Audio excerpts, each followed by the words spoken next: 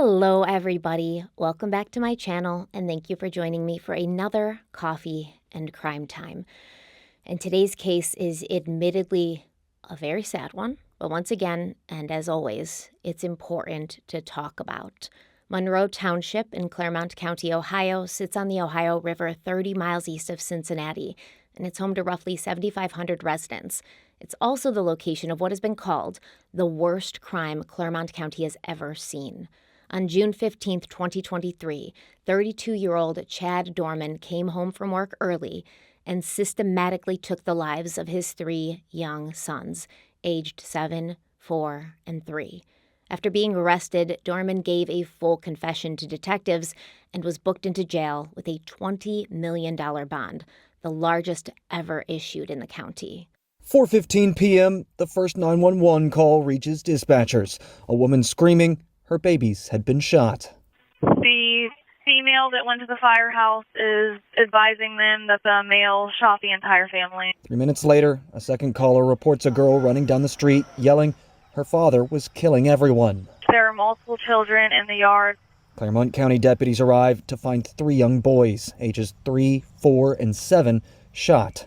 They say attempts to save them didn't work. He slaughtered his 3 children in the most brutal fashion you can imagine. This is a death penalty case, and my goal is to have this man executed for slaughtering these 3 little boys. This is a devastating story that I have to sit here and talk to you about today. But as I said, very relevant and timely even. We've seen an increase in recent years of parents taking the lives of their own children, from Lindsay Clancy in Massachusetts to Lori Vallow and Chad Daybell in Utah, Chris Watts in Colorado, and it's not just in the United States. It's everywhere. It seems that this may be a global crisis, with a new report stating that filicide, which is the act of a parent killing a child, is the most common type of domestic violence in Australia, with 113 cases reported between 2010 and 2018. We have discussed the risk factors, red flags, and motives for these types of crimes many times in previous videos, and at some point we as a society are going to have to start talking about what's next. What do we do to protect children, the most vulnerable people among us, from the world, from society, from people out in the world, but also from the very people that they should feel the safest with? And what is happening on a larger scale that's causing an increase in the horrible act of killing one's own child, which would be an unimaginable thing for most of us? We have a lot to talk about today, but before we dive in, let's have a word from the sponsor of today's video, Helix Sleep. Sleep is important. It's important for our bodies, for our health, from your immune system to your memory, your respiratory system. Sleep plays such a vital role in good health and good well-being, and it's not only important that we get enough sleep, but that the sleep we're getting is of good quality.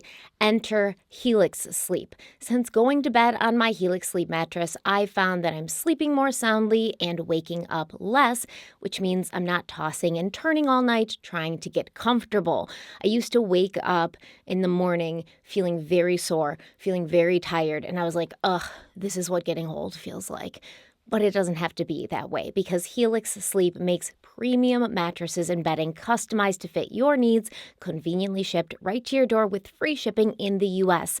The Helix lineup offers 20 unique mattresses, including their award-winning Luxe collection, which I have the Midnight Luxe, so my mattress is part of that Luxe collection. They also have their Ultra Premium Elite collection, which I will be getting my next mattress from, and they have the Helix Plus mattress, designed for big and tall sleepers. They even have a Helix Kids mattress, which is designed for growing bodies and endorsed by child and sleep medicine experts. That is the mattress that my 7-year-old Bella has. You can flip it as they grow. So one side of the mattress has a firmer feel for children ages 3 through 7, and the other side has a softer feel for children aged 8 through 12. So that mattress is going to grow with your child. Bella's currently 7. I'm not going to have to get her another mattress until she's 12. Maybe not even then, if she still likes it. And I love that all Helix mattresses are fiberglass free, so I can have peace of mind when I'm sleeping on my mattress, and I can have peace of mind that my kids are sleeping on a mattress that isn't going to harm them. Like I said, I've had the Midnight Luxe sleep mattress for years. I was matched to this particular mattress when I took the Helix sleep quiz, and that's exactly how you'll get started as well. The Helix quiz only takes a few minutes, and then it matches you to the perfect mattress based on your body type and sleep preferences. So, for instance, I like a firmer mattress. I like to feel like my mattress has my back.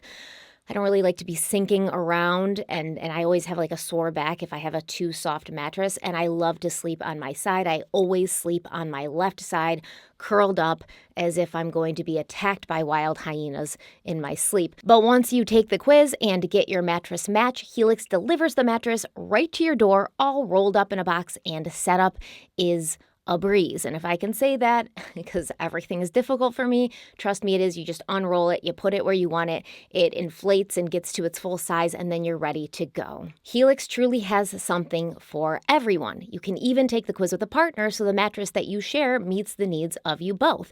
Everyone in my house has a Helix sleep mattress, and we're all getting better sleep at night. And if you're in the market for a new mattress, I highly recommend checking Helix Sleep out. The best part is Helix is going to give you 100 nights to sleep on your mattress in your own home before you decide whether it's the mattress of your dreams. Plus, Helix mattresses have a 10-year warranty, and they even offer financing options and flexible payment plans, so a great night's sleep is never far away. So they have their 4th of July sale happening right now. It's the perfect time to upgrade your sleep with 30% off an Elite or Luxe mattress plus 2 free pillows. Helix Sleep has the best pillows, okay?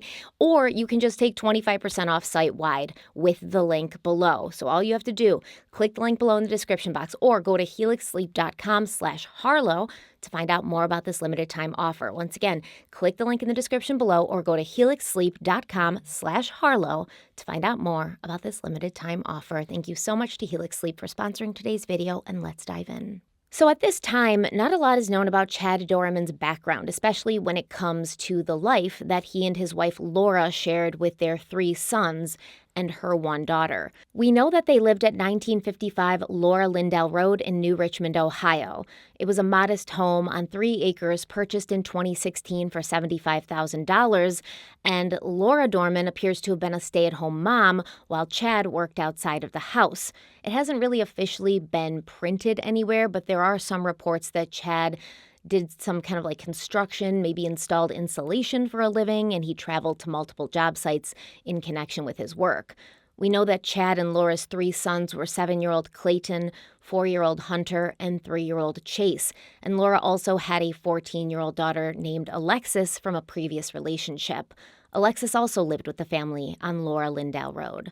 7-year-old Clayton loved building Legos and driving his go-kart. He was a funny kid who really enjoyed laughing and telling jokes, and according to his obituary, quote, his love language was giving gifts, whether it be finding, creating, or sharing treasures, end quote. Clayton looked out for his younger brothers, and they looked up to him. 4-year-old Hunter was obsessed with all things baseball, and his brothers Clayton and Chase also loved baseball. But mainly because Hunter loved it so much, because for Hunter, baseball was life. He also enjoyed catching frogs in the creek by his home, and he, quote, loved calling his mom and sister pretty girls and telling them that he loved them every day, end quote. And finally, 3-year-old Chase loved dinosaurs, would often pretend he was a superhero. He was incredibly close to his mother. He was her baby, and he was known to be an avid cuddler, always wanting a snuggle with his mom and eager to give her lots of hugs. Now, this will become even more sad when you hear what happened to these 3 boys at the hands of their father in front of their mother and their sister. It's devastating. Hazel Warren, this is a friend to Alexis. Alexis is Laura's daughter, and Hazel spent a lot of time at the Doerman home. She remembered that the 3 boys would treat her like family whenever she was there, and she said, quote, they were definitely the cutest I've ever seen. They were just like a little pack. Their bedtime was 8 p.m. They would all come in, and individually they would all tell me good night, end quote. They were bright, they were fun, they were loving kids. They were just a little dose of summer year-round. They found fun in everything, and their story deserves to be heard and remembered for that. It's crazy to say for a 4-year-old how much personality could fit in one little guy. Brandon Allen was Hunter's t-ball coach. He says Hunter was a great teammate and friend to his 5-year-old son. Chase was often called Chasers and described as a mama's boy, loved playing dinos, and couldn't wait to be a baseball player like his brothers. Chase was there at every game, and you could always hear him over on the side, go Clayton, go Clayton. Clayton, Hunter, and Chase were just three normal, happy little boys thinking about baseball and superheroes and loving everyone around them. They were incredibly close. They were always together. And they were completely innocent when their father put an end to their young lives in the most terrifying and brutal way imaginable. And like I said in the opening, we have to start asking ourselves, what's going on here? What makes it possible for somebody to do this, and not in a merciful way, not in a calming or loving way, in this violent and hateful way? On June 15th, 2023, Chad Doerman arrived home early from work. And according to his wife, Laura, Chad walked in the house and he sort of went right to the bedroom and got his Bible before he began walking around with it, mumbling to himself, "Chad knows what's right." Chad then went to the master bedroom again and began opening a gun safe he had in there next to the bed. And Laura, seeing what he was doing, she became alarmed. And she told her husband that he was scaring her, and she didn't like it.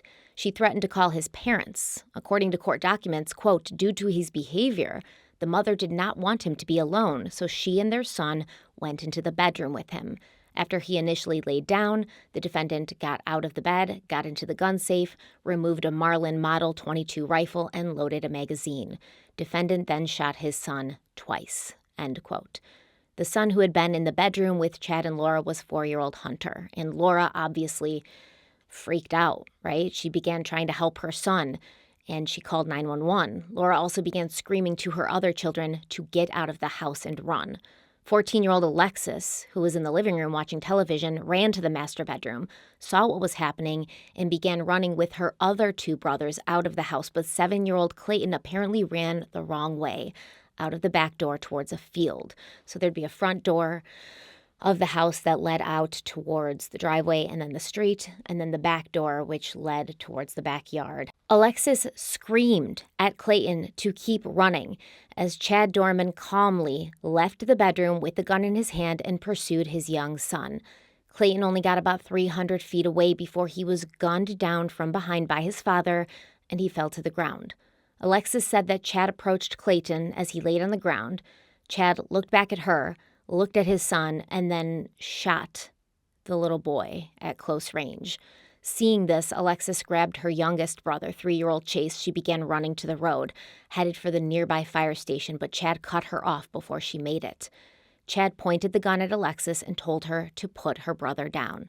Alexis pleaded with her stepfather to stop what he was doing, and she slowly put her brother down, and at that point, Chad tried to fire, but the gun seemed to be out of ammunition, and little Chase ran to his mother, who was trying to help Hunter. Alexis then ran away from Chad as he began reloading, and she headed to the Monroe Township Fire Department, at which point a passing motorist saw her and pulled over. There's a girl running down the street saying that her stepfather is killing everyone in her family. And what did the female say to you? And she says that her stepfather is killing everybody in her house. I did. I'm on the phone with them right now. Did she say how or what was happening? I asked her to get in the car with me, and she said she couldn't leave her family. Back at the Doerman residence, Chad had reloaded and approached his wife, who was holding her 3-year-old son in her arms. Chad attempted to pull the child from Laura's arms, and a struggle ensued, with Chad even going so far as to bite his wife to make her release Chase. During this struggle, as Laura begged her husband to not hurt their son, she placed her hand on the barrel of the gun and put her thumb over the hole. Chad shot the gun, injuring Laura's hand, shooting through her thumb, and then he turned the gun on Chase, shooting him at close range in the head. Before police arrived, Chad went out in the field where Hunter lay dead, and he brought the body back to the yard, and he lined each of his 3 sons up next to each other in the yard, and then he and his gun went to the front steps of the house. He sat down, he lit a cigarette, and waited. When Clermont County police officers arrived, they found Chad calmly sitting there as if he was just enjoying the nice weather. Show me your hands now! Stand up and walk towards us! Stand up now! Walk towards us! Stand up with your hands up! Show us your fucking hands now. Stand up. Stand up. Stand up. Stand up now. Stand up. Stand the fuck up.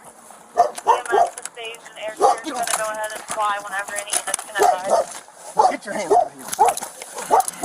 Over 72. Tell them we're 21. It's in the air.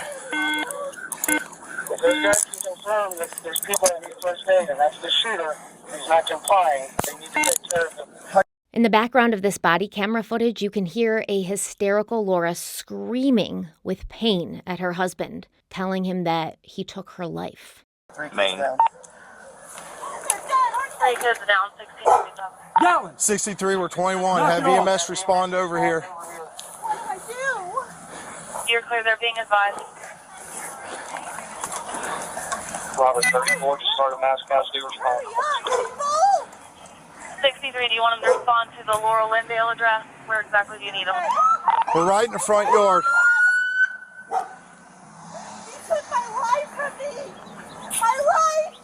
And throughout all of this chaos and the hell that he was putting everyone through, including the first responders who had to witness a scene like this, Chad Doerman is as calm and conversational as can be. Can I roll over? I ain't gonna hurt you. I ain't gonna hurt nobody. You got anything on you? No, I ain't got nothing, man. Phone, that's it. I ain't mad, I ain't nothing. Just make sure that dog don't come out. I don't think he'll bite you. Just don't reach for him and try to grab him and pet him. All right. He won't bite you. Yeah, douchebag, I don't think that it's the dog anyone's worried about in this scenario. It's the piece of shit man lying on the ground acting like he's discussing football scores with his buddies. That's the real and present threat at this time. So Chad continues chatting, even requesting to be made more comfortable as his wife's heart-wrenching cries can still be heard because the audacity of this man, the absolute balls and lack of self-awareness and absolutely zero moral compass you have to be sitting there thinking that your comfort matters at all at a time like this. What's going on, man? Nothing. Can I stand up? It's kind of uncomfortable. I'm gonna get you here in a second. I ain't running away. You can do whatever you want with me.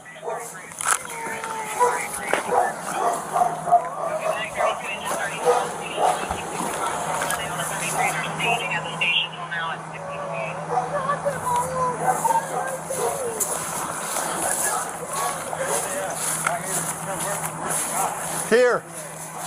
You the only one else inside the house? What? You the only one else inside the house? Yeah. Sit down right here. My daughter, she ran over to the fire department. Sit down. It's my stepdaughter. Put him in the cage. This is real. Obviously, all 3 little boys died from their injuries. 4-year-old Hunter had been shot once at close range. Clayton and Chase had each been shot 4 times. And although first responders attempted to provide first aid, they quickly realized the injuries were beyond help. Prosecutor David Gast would later tell a judge about the mental anguish that these first responders went through, saying, quote, "They held these children knowing there was nothing they could do. How do you unsee that sort of abomination?" End quote. And the answer to that question is you don't. You can't. Not the first responders, not Laura, not Alexis. No one will ever be able to escape the picture of what happened that day in this suburban neighborhood. Laura Doerman was transported to the University of Cincinnati Medical Center for treatment to her hand, and reportedly Alexis has suffered serious psychological harm as a result of being held at gunpoint by her stepfather and watching as Chad Doerman executed her 3 younger brothers in cold blood. Court documents state, quote, "The defendant made multiple statements to law enforcement, such as, 'I did it, take me to jail,' and 'I shouldn't have done that, I shouldn't have shot Laura and them,' end quote. Chad Doerman was arrested and booked into the Clermont County Jail, and he was read his rights. According to detectives during their police interview with Chad Doerman, he gave a full confession, saying that he had been contemplating killing his sons since the previous October. He also said that he had not slept the previous 3 or 4 nights because the thoughts of killing his sons were so heavy on him. And so the following day, when Doerman went in front of a judge for the first time, Assistant Prosecutor David Gast informed the judge that Chad had confessed, and the prosecutor also focused on the severity of the situation, talking to the judge about exactly what had happened that day while Chad Doerman listened with tears in his eyes because now he's sad about it. Trauma that this man has inflicted on his family, the community, law enforcement, first responders, and all of the rest of us who have any idea what's going on here is unspeakable. There's been a full admission in this case, Judge. The case is still new. We're still discovering facts. But the evil horror of what we know is impossible to process. In an act of just incomprehensible cruelty, the father that stands before you lined up his 3 young boys, and he executed them in his own home with a rifle. They were ages 3, 4, and 7, Judge. In an act of desperation to save her children, the mother at some point grabbed the gun that father was wielding to attempt to protect them. We know that one of the boys was able to flee into a field near the home. And again, we know from his admission, father hunted that boy down, drug him back to the property, and executed him in front of witnesses. The mother was shot through the hand in her attempt to protect her children. Judge, I asked the court in setting this bond to just begin to imagine their fear. This was the man that every day they woke up looking to for protection, love, guidance in all things. The man they trust more than any other person on earth. The person they rely upon to keep them safe from harm. He was their world, he was their guardian, and he executed them in cold blood. We know that from his admission. And usually when something like this happens, people search for the reason, the motive, even though an act such as this is as senseless and incomprehensible as they come. With filicide cases, there are usually 5 categories to account for the motives which drive parents to commit such an act. The first is altruistic, where the parent kills the child because they believe it is in the best interest of their child. They might feel their child is suffering, or the parent wants to take their own life and feels the world is too cruel to leave their children behind. I think we can safely cross that one off the list because Chad Doerman had the chance to take himself out. He didn't. He was sitting there waiting for the police with his gun. He could have taken himself out. He could have turned that gun on himself. He didn't. We also have acutely psychotic filicide, where a parent is suffering from psychosis and kills their child with no rational motive. That's a possibility. We'll leave that up there. We'll put a pin in it. There is unwanted child filicide, and that's when a parent kills a child who they perceive to be a burden, or let's say they can benefit from the death in some way through life insurance money or an inheritance. Remember that last Halloween, we covered a case of a father who had poisoned his son's Halloween candy, pixie stick, I believe, so that he could collect the life insurance money because there was financial issues with the family.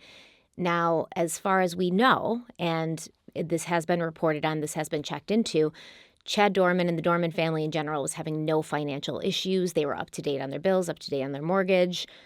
Didn't seem to be a financial problem. So once again, probably we can cross that one off the list. We also have accidental filicide, where a child dies as a result of neglect or abuse.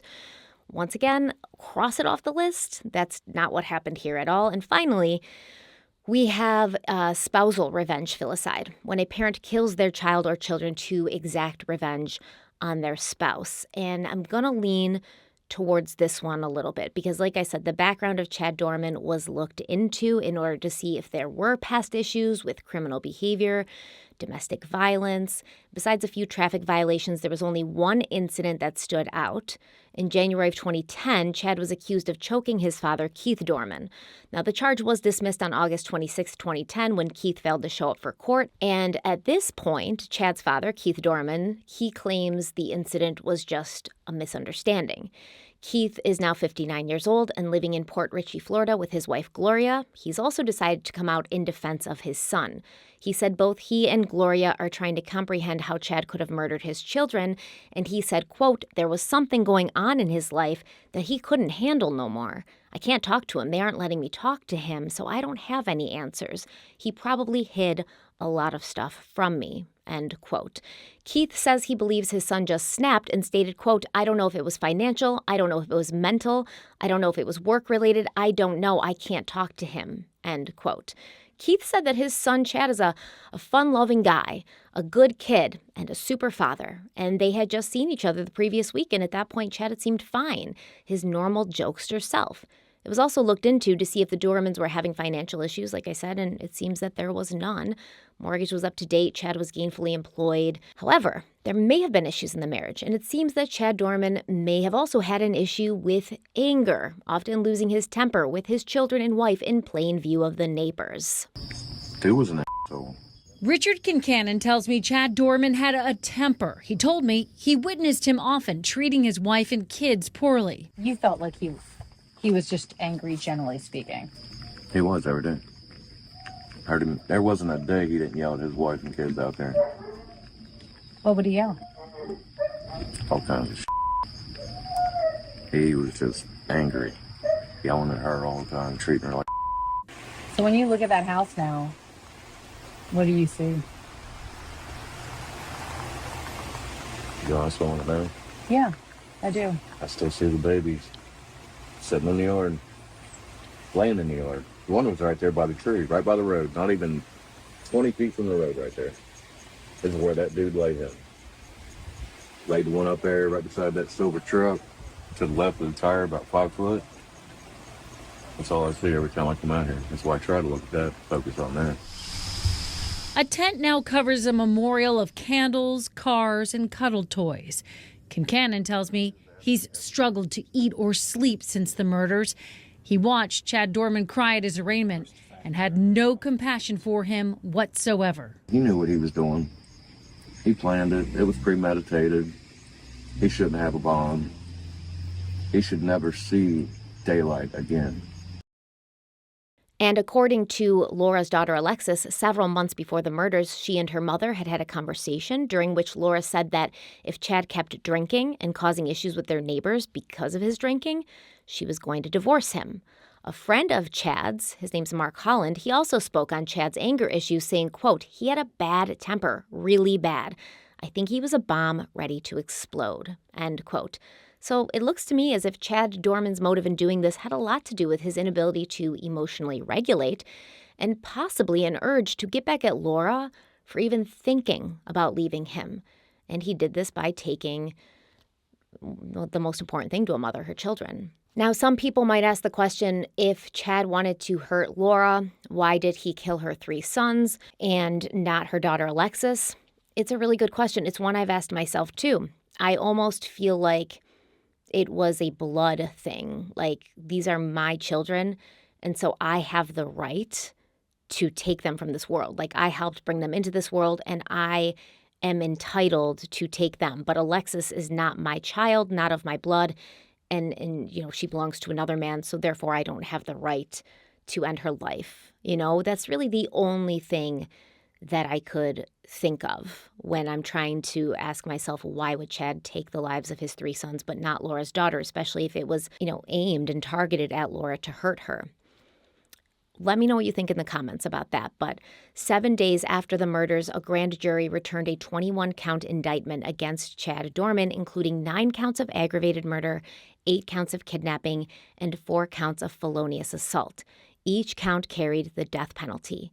Doerman pleaded not guilty, and prosecutor Mark Tukolv announced that he was planning to seek the death penalty, stating, quote, my goal is to have this man executed for slaughtering these 3 young boys. It is an incomprehensible act of horror that he perpetuated on his family. So again, this is my most important focus right now, to ensure that they are protected and they are safe, and my hope and wish and prayer is that someday they will be able to find peace, end quote. Once again, not likely that after seeing that either Laura or Alexis will find peace.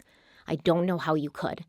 And that is what happens, right? That's what happens when these men, or, you know, these people, it's usually men in this kind of situation when you're talking about a family annihilator, when they decide to do the absolute worst possible thing they could ever do, the collateral damage, the ripple effect of people that are affected permanently forever is so widespread.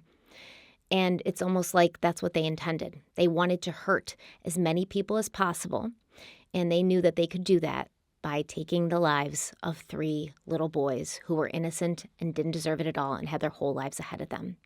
Now, when the news of the indictment broke, most people were pleased with the DA's desire to pursue the death penalty, with Clermont County resident Douglas Holland telling the media, quote, "I think they need to just hurry up and do what they got to do and don't waste any money on it. He's a bad man and needs to be dealt with swiftly," end quote. I agree. Just do it, He confessed, and not only that, there's witnesses, right? This isn't one of those, court cases, if this goes to trial, where Chad's going to be like, "I didn't do this. What are you talking about? You don't have any proof. You don't have any witnesses." It was seen. It was seen by Laura. It was seen by Alexis. He was holding the gun, or the gun was sitting next to him when the cops showed up. He turned himself in. He said, "I did it." Now, there were questions about the number of charges, with many people wondering how 3 deaths could equal 9 charges of murder against the same person, and local defense attorney Clyde Bennett explained that the prosecutor's office wanted to cover all of their bases, and legally speaking, a person can commit aggravated murder in multiple ways against the same victim, and each way would be a different charge leading to a conviction. He said, quote, "In the act of kidnapping a person, you killed someone, and then you kidnapped a person to kill them, and then that person is under 13. That's 3 ways you can get aggravated murder," end quote. During Doerman's pre-trial hearing in July of 2023, his defense team attempted to obtain a protection order, or a gag order, when it came to the number of details the prosecution could reveal about the case. Obviously, the defense would have liked very few details released to the media to avoid tainting the jury pool, and Judge Richard Farnick denied the defense's motion for a broad protection order, which basically meant nothing gets released, and he urged both sides to use caution when speaking to the news media. But then on July 5th, the protective order was granted, essentially telling both the defense and the prosecution that they should not be discussing anything about the case with the media unless it was public record, which the prosecution did not object to. Also, keep in mind that at this time, Chad Doerman had entered a plea of not guilty to all charges, which is crazy.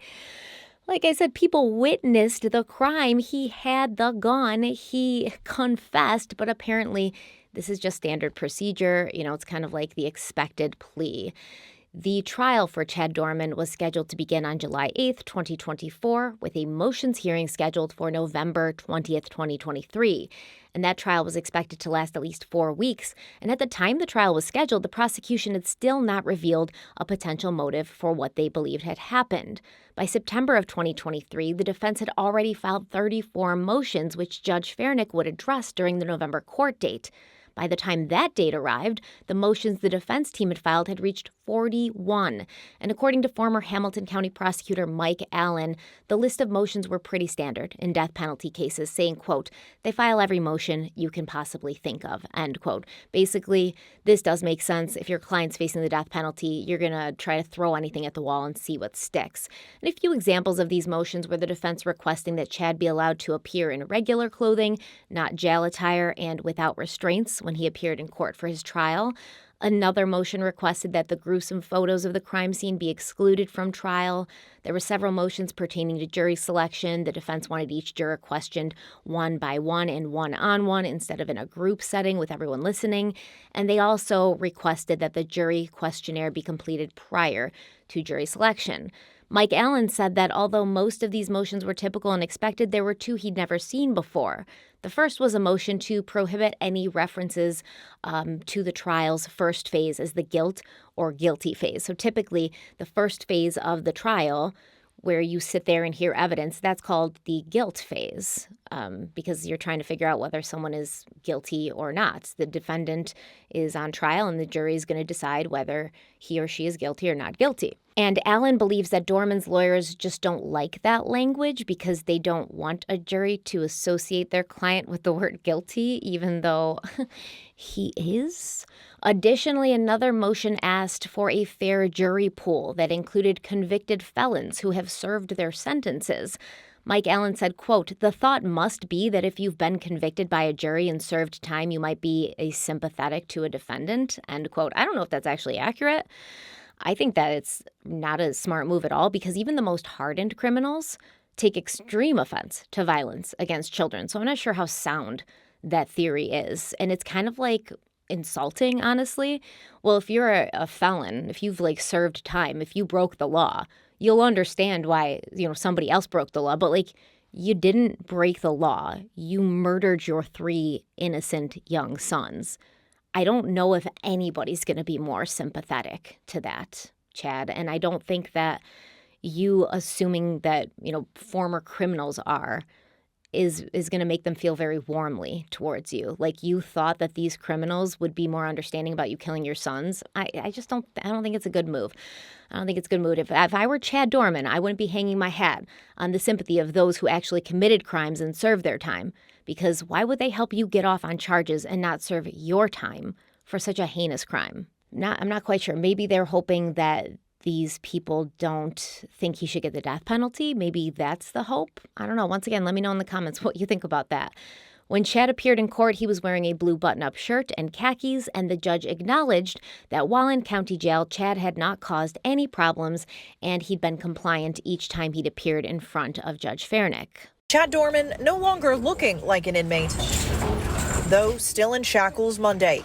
But the Clermont County father might not have to wear them in court much longer. Mr. Doerman has not been disruptive in any fashion at the county jail, has not caused any problems. Judge Richard Fairnick says Doerman's been on his best behavior, and that could make a difference. He's been in my courtroom twice, has been very compliant, and that'll weigh into the methods of restraints that I'll consider an issue at this point in time. Doerman's case is heading for a 4-week jury trial, still on track to start next July. But as both sides prepare, the defense has been busy. Identify exactly what photos the state may wish to submit. Doerman's attorneys are asking Fairnick to consider dozens of requests, like excluding gruesome photos of his boys during the trial. Doerman is accused of shooting and killing them back in June before turning the gun on his wife and injuring her. They have not actually enumerated any evidence that they truly wish to see excluded. But prosecutors are saying no way, arguing the judge deny the motion. Fairnick says he wants to meet in the middle. An agreement needs to be reached, but I will indicate that my approach would be that the state does need to pare these down. More motions before the judge include allowing convicted felons in the jury pool, and with the death penalty on the table, instructing chosen jurors on potential mercy if Doerman is convicted. Fairnick says he'll read through them all and issue rulings in writing at a later date. Let's now fast forward to February of 2024, when Chad Doerman's legal team filed another motion, this time a motion to suppress evidence, including his confession to the police. They claimed that a plethora of mistakes made by law enforcement during and following the arrest kind of made his confession and a lot of the evidence discovered off limits. There's a lot of claims made in this motion, and we're going to go over them one by one. But first, let's hear a little bit about Chad Doerman's arrest. As I was walking up the gravel driveway to my left, Deputy Sparks was performing CPR on one of the children in the front yard. When I walked past him, I looked up, I seen Deputy Popham had the defendant already handcuffed and was standing up against a shed, I believe. And what'd you do once you reached the defendant? Once I reached the defendant, I grabbed him by his left arm. I walked him back down the driveway, out on the Laurel Lindale Road, and walked him back to my cruiser. And from about 107 to 113 time frame, states 2A, did you have a discussion at that point with the defendant? As I was walking him back to the car, the defendant asked about his wallet in his back pocket. Was this in response to any question by you, sir? No, sir. Did you answer him? I did. And what'd you say, sir? I told him to shut up. And also during that, I told him he had the right to remain silent, to fucking use it. Well, I'm sorry, what was that last comment? You said you... I told him he had the right to remain silent, to fucking use it. Okay. He's like, I said what I said, and I'll say it again, with my chest. During that walk, and quite frankly, during the time on scene, what was his demeanor, if you can describe it for the court? He was very calm, just like a normal day. Okay. He didn't seem agitated, wasn't confused, calm as could be. Did it appear to you that he understood what was going on? He did. When Debbie Popham got there, I went to the back of my cruiser. We have a padded helmet that we can put on a suspect to keep him from harming himself.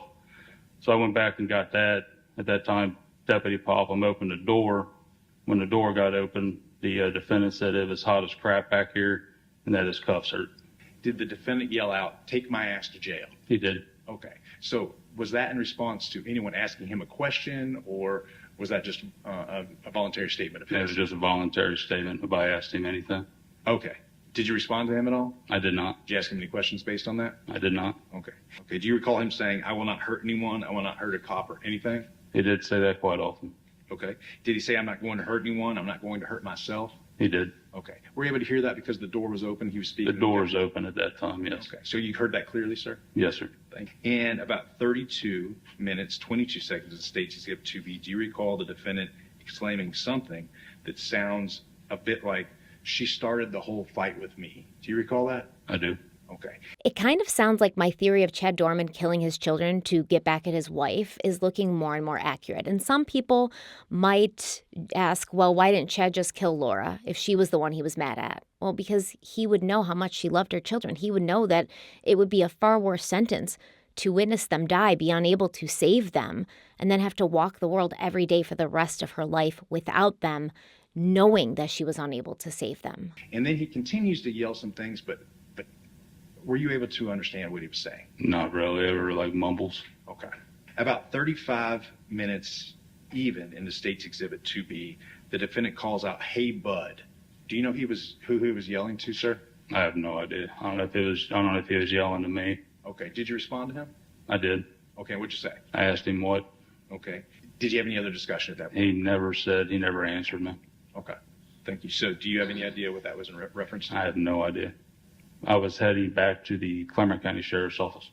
Did you stop along the way? I did. Okay. And do you recall why? As I was transporting the defendant, I could see him in my rearview mirror.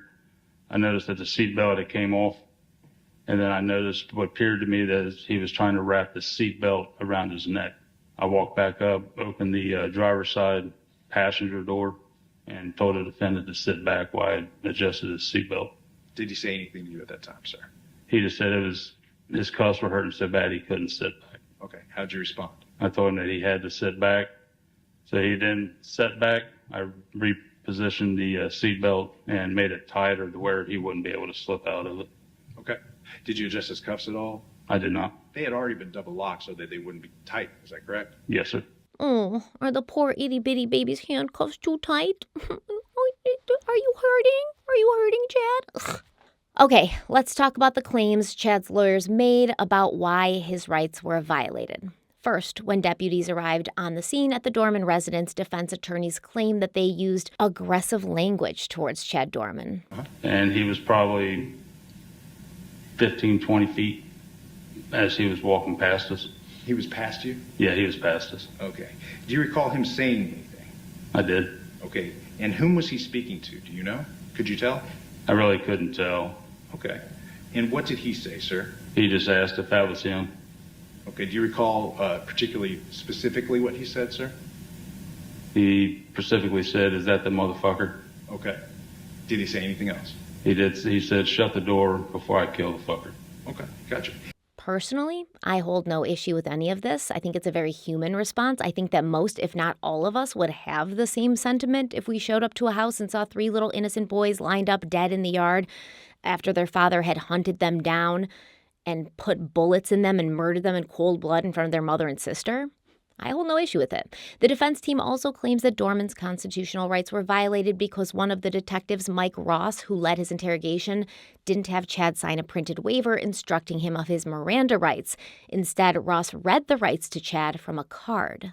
The Miranda rights, you did not read all the Miranda rights on State's Exhibit 3, did you? On your card. Word for word, no. Well, you left out some pretty important parts, didn't you? No, I think I covered the important parts, and he understood that he had the right to an attorney, and he had the right to have an attorney if he could not afford one. Okay. Those are the important parts, and he understood that. Well, you left out the part as far as that right to an attorney is. You did say you have the right to talk to a lawyer for advice before we ask you any questions. But the part of the card goes on to say, and to have a lawyer with you during questioning. You did not read that part, did you? No. Why not? That kind of is redundant. It kind of repeats itself, and it's not the important part for me. Well, sorry, go ahead. I'm sorry. One's talking about advice before you question, and the other's talking about having a lawyer present during questioning, isn't it? Yes. I'm not a robot. I probably should have read the entire card, but I'm not a robot. And then you read, if you cannot afford a lawyer, one will be appointed. That you left out for you before any questioning if you wish, right? Again, yes, I must have left that out. And you did testify that you said, do you understand? You didn't say you understand, he's right, but you said, do you understand? But he'd already said, yep, before that, right? He said, yep, and I said, do you understand? And he said, mm-hmm, and shook his head, yes. Okay. And then you left out, are you willing to answer some questions, correct? Is that on the card? Well, do you not? I couldn't tell you word for word what's on the card. I could tell you essentially what the card says. What is that, Mr. Hayes? I'm sorry. States Exhibit 3, I'm handing to the detective. Okay. Yeah. Is that a fair and accurate copy? That's it. And yes, it does say, you have highlighted, are you willing to answer some questions? I did not ask that. Okay. And do you know why you did not ask that? No, because I believed that he wanted to talk to me based on our short interaction earlier in the interview where I said that I wanted to talk to him, and he said, that's fine. Actually, I said, I want to talk to you if that's okay, and he said, that's fine. Were you afraid he was going to say no? I'm not going to talk to you? No, I wasn't afraid. I'm just not a robot. I didn't read the card word for word. I read to him his Miranda rights and Miranda warnings. How many interviews do you think you've done, detective? Probably hundreds as a detective and probably thousands as a road patrol. And how many times do you think you've given Miranda rights to suspects before interviewing them? Well, sometimes I don't read Miranda because they're not in custody and it's not needed. Sometimes I read them from that card, and sometimes I have them signed a written waiver, Miranda warnings. Probably hundreds, if not thousands. Okay. I don't know. You said that you were, well, I'm going to put words in your mouth, but you just talked about he asked for a lawyer, or whether he asked for a lawyer, what he said in regards to getting a lawyer, and that you were trying to clarify that, I think is how you put it. I said that he muddied the water, and I felt obligated to explore that. Now, what Detective Mike Ross said there at the end, we're going to discuss now. The defense attorney for Chad Doerman mentions that Chad asked for a lawyer, and Ross responds that he muddied the waters. Well, what does that mean? The defense team claims that Chad asked for a lawyer at least twice during his 3-hour police interview, but detectives ignored his request, continued questioning him as if he'd said nothing at all. 5 minutes into the interview, Chad said, quote, "I'll wait for a lawyer. Give me a couple of days and let me talk to a lawyer so I can get nice, good answers," end quote. But according to Detective Ross, Doerman did give a few names when asked who his lawyer was, but neither of the people that he named were actually lawyers. Chad gave the name Ruby Franklin and claimed she was with the CIA, but Ruby Franklin apparently is not a lawyer. Chad also gave the name of his father, Keith Doerman, who's also not a lawyer. Now, this is what Ross was referring to when he claims Chad muddied the waters, and he felt he was being intentionally confusing and misdirecting. What did he say about Ruby Franklin? He said that she was in the CIA, and I said, well, is she a lawyer in the CIA? And he said, she's in the CIA. So neither name that he gave me were even close to lawyers. And after that, so you were able to confirm that neither Keith Doerman nor Ruby Franklin were lawyers, and that he was aware they were not lawyers. Correct. And so once you confirmed that neither Keith Doerman or Ruby Franklin were lawyers, what did the defendant do? He changes the conversation and starts talking to me about whether he knew me or didn't know me. He changes the conversation. We're talking about lawyers and who I can call, and he completely changes the subject on me to, what I had talked about earlier about knowing him from 2015. So when he changes the context of the conversation, was that in response to a question you had asked him? No. So he just says something along the lines of, I don't think I've ever met you before. Yeah, he just continues talking about something unrelated to the lawyer issue that I was trying to clarify. So did he ever clarify for you? No. So when he changed the conversation subject, what did you think at that point? I thought that he was playing games with me and trying to control the interview. So can you describe the defendant's demeanor as you then continued the interview?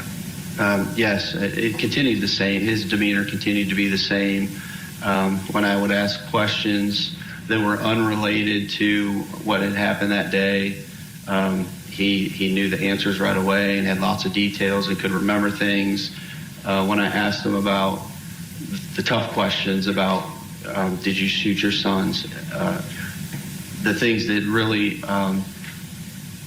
showed that he had some culpability in that whole situation, he didn't know, and he struggled to answer, and he would rock back and forth in his chair, and just had extreme anxiety about those tough questions. So was there a very different manner in which he would answer you depending on the topic of the question? Yes, if it was unrelated to what happened that day, it was very easy for him to answer, and it was very difficult if it was about what happened that day. Later, a bit before the 2-hour mark of the interview, Chad Doerman made another reference to a lawyer. As the interview continued at approximately 1 hour, 35 minutes, 50 seconds into the interview, did the defendant make another reference to a lawyer? He did. The conversation was about Laura, his wife. We were talking about Laura, and I was asking him questions about Laura.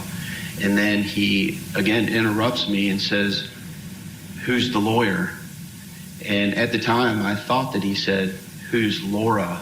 Because we were talking about Laura. So I looked at him and I said, "Who's Laura?" And he corrected me. He said, "The lawyer." So when he corrected you, he just said, "the lawyer." Yeah, he said, "The lawyer." Did he correct you in any way on the question, who is the lawyer? No, I said, "Who's Laura?" And he said, "The lawyer." Did that mean anything to you at that point? No, I was confused what he was talking about. I was still trying to figure out why we're talking about Laura. And now he's saying, "Who's the lawyer?" So I said, "I don't know. You tell me." And what was his response? He just kind of went, huh, like he didn't know either or didn't care. I think we're all on the same page emotionally, where we're like, who cares if this dude didn't directly ask for lawyers and he was going to play dumb and act like he didn't know that he couldn't just stop the interview and demand a lawyer? Like, who cares? Let him go down because he killed his 3 beautiful sons and he doesn't deserve a scrap of human decency. As I said, emotionally, maybe even morally, that is a legitimate way to feel. But legally, even though he's a piece of shit, he has rights, and they need to be protected. It was painful to say that. Not just for him, but for the integrity of a trial to follow, and for the people who come after him who may not be as obviously and outwardly guilty.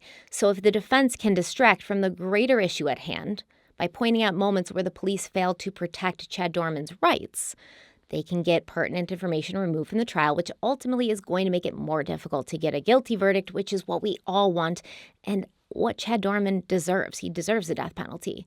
Chad's defense team claims that it was clear that their client was not in a good mental state at the time of his questioning. He appeared confused and distraught and in obvious mental distress. Detective Ross said that this was true. When they were discussing the crime that he'd committed, Chad was in distress and seemed upset and distraught. But during other topics of conversation, Chad seemed clear-headed and coherent, and he had an impeccable memory for everything else besides the murders. And at any point during the interview, did the defendant deny shooting his sons that day? Yes, multiple times throughout the entire interview till the very end. And as the interview continued, did he continue to refuse to talk about what had actually happened that day? Yes, he said that he didn't remember, he didn't know, he didn't understand why he was there. But did he provide you with other information that made you believe he was aware of what was going on and what had happened that day? Yes, because as the interview went on, it was like a slow drip of information. I would gain a little bit, and then we would keep talking, and then I would gain a little bit more information. He had lots of details about a lot other things, other aspects of his life, but again, couldn't remember what happened that day. And what kind of details specifically stick out to you that he was able to provide you during the course of the interview? Things like we wanted his safe combination so we could check the safe, and he knew that, the safe combination. He knew a lot of details about who had access to that safe and who didn't.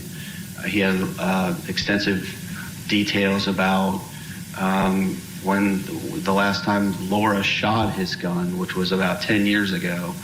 and who else was shooting the guns, and a lot of details about things like that. And so, again, did the trend continue that when you began to talk about his culpability, he lost all recognition of what was going on, but when you were talking about other details, he was fine answering your questions? Yes.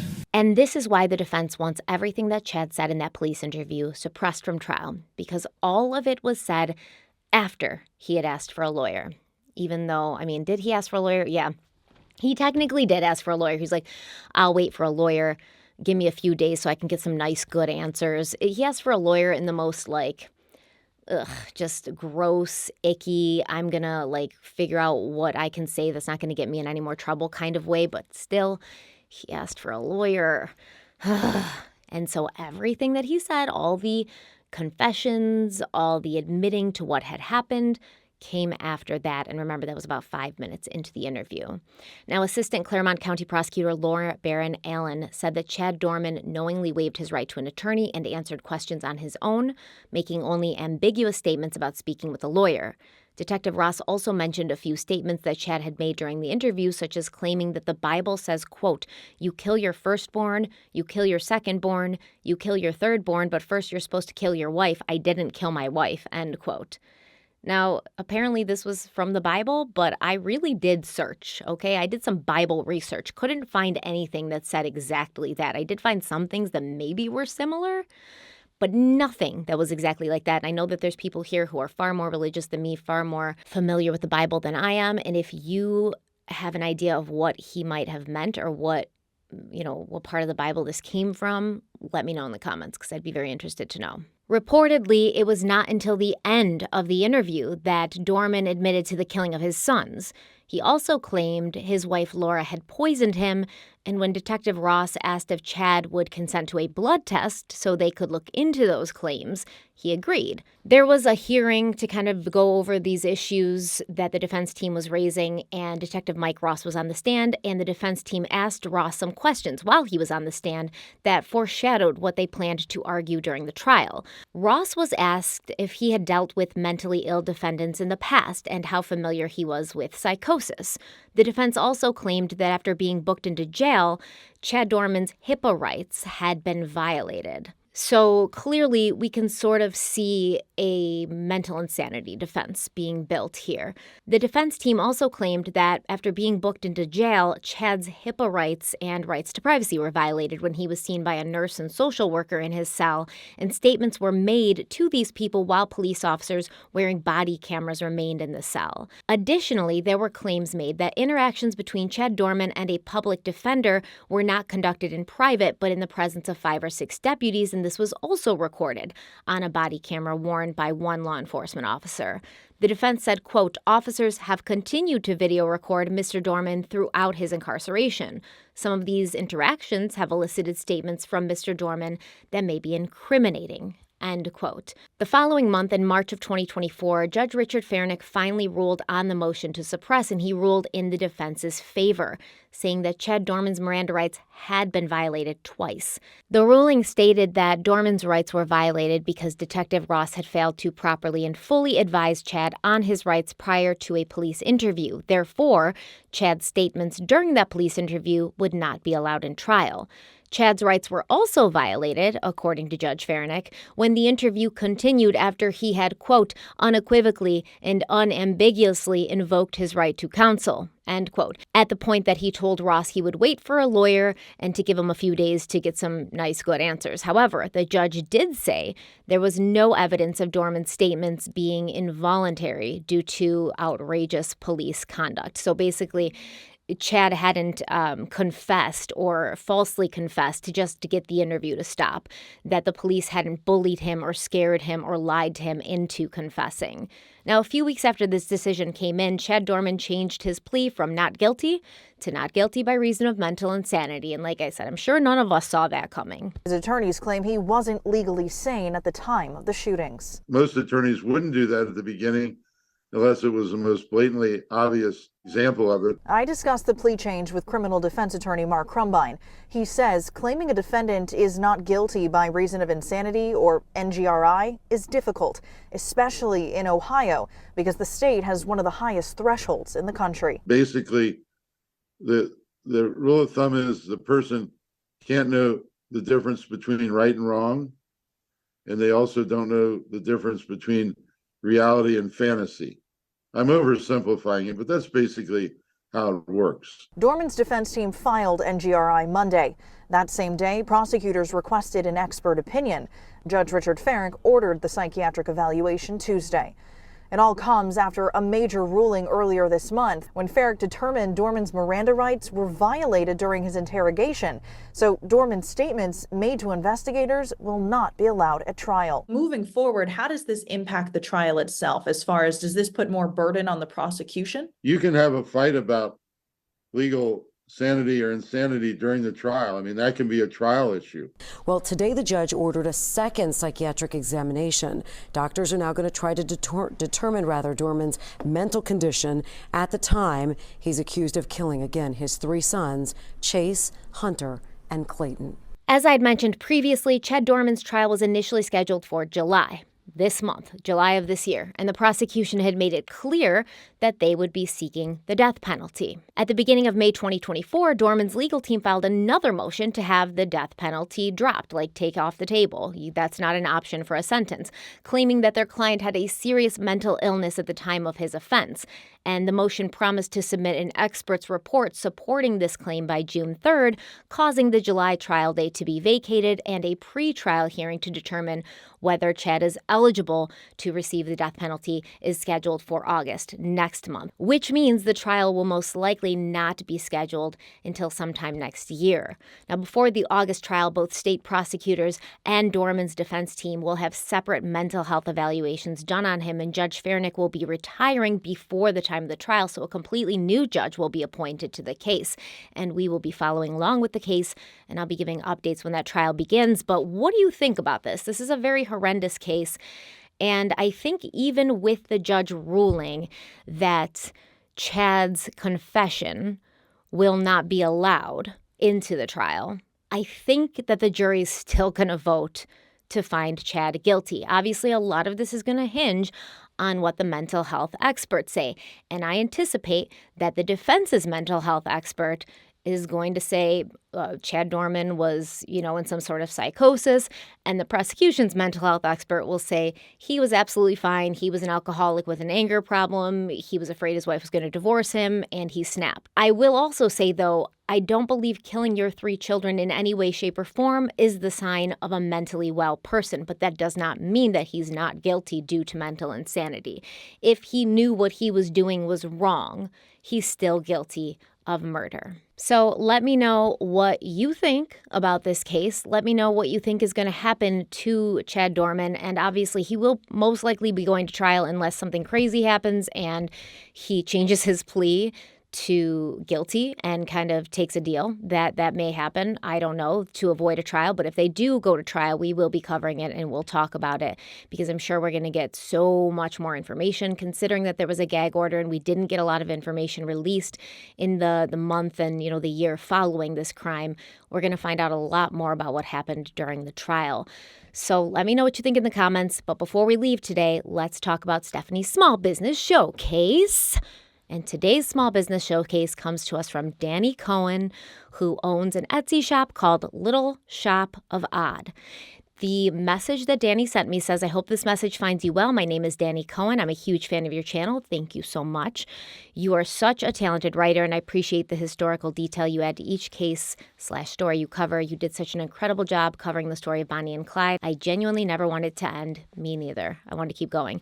I'm reaching out to introduce my Etsy shop, Little Shop of Odd. I create a collection of handmade items, including felt mobiles, paper flower bouquets, custom cake toppers, and more. I've attached photos of an item you might enjoy.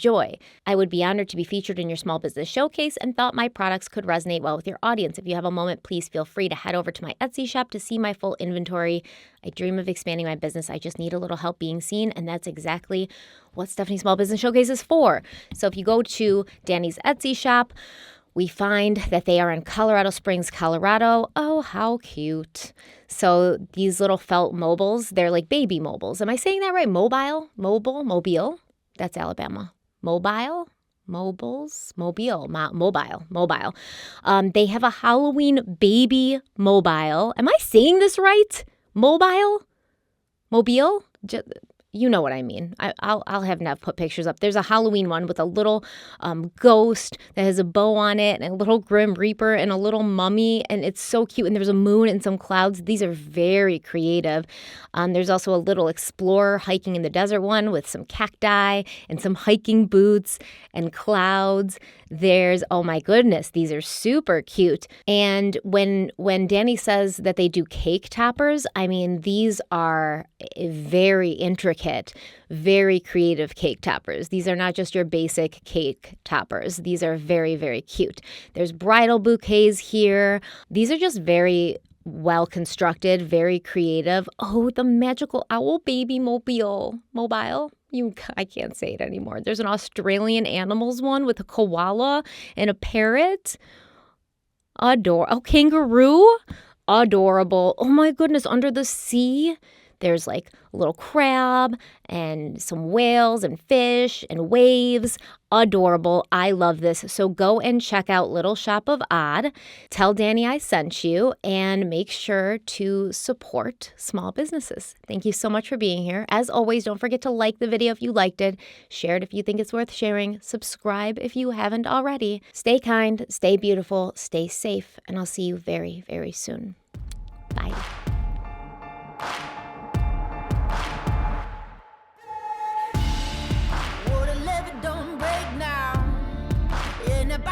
Straight down, and that river runs deep. The mountains get steep, and the voices getting too loud. All these feelings I've buried, it's looking like a cemetery. They're coming back from the grave, calling out my name. Better say a Hail Mary. Well, you don't know how deep it goes until it's getting you slowly. So you got to let it go. I got blood on the strings, blood on the strings, blood on the strings. Being played so my face don't bleed. Got blood on the strings, blood on the strings, blood on the strings. Lord knows it's been a rough week. Been channeling my son how